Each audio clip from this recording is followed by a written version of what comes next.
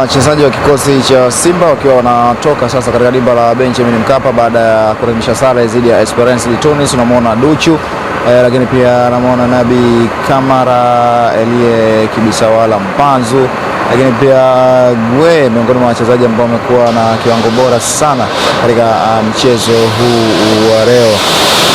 Lakini pia Oura miongoni mwa maingizo mapya ambao ameingia katika kikosi cha Simba katika dirisha hili dogo la usajili katika mwezi Januari. Lakini mwamba wa Lusaka Clatous Chota Chama kirejea tena kwa mara nyingine ndani ya Simba Sports Club, miongoni mwa wachezaji ambao pia walicheza katika mchezo huu, lakini ndivyo ambavyo wanaondoka taratibu kabisa baada ya kulazimisha sare. Namuona pia kocha wa viungo, kocha Shavi akiwa anatoka taratibu baada ya kile ambacho kimetokea katika dakika 90. Lakini mlinda mlango unaweza kusema ni Shujaa baada ya kuweza kuokoa mkwaju wa penalty dakika za jioni kabisa.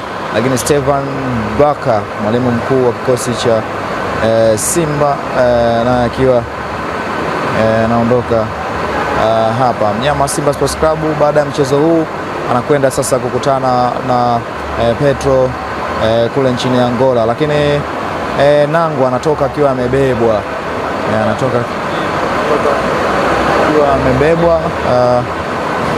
hii ni baada ya kushindwa kumaliza mchezo, bila shaka baada ya kuumia, hivyo anaonekana hali yake bado haijawa sawa, na hivyo ndivyo ambavyo anatoka. Lakini pia namuona Suleiman Mwalimu,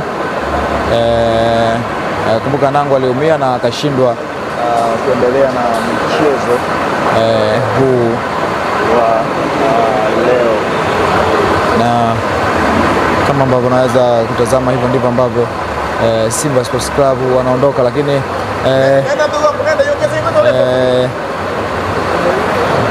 wanaondoka Kibabage Nixon aingiza mapya ndani ya kikosi cha Simba, na akiwa anaweza kuondoka hapa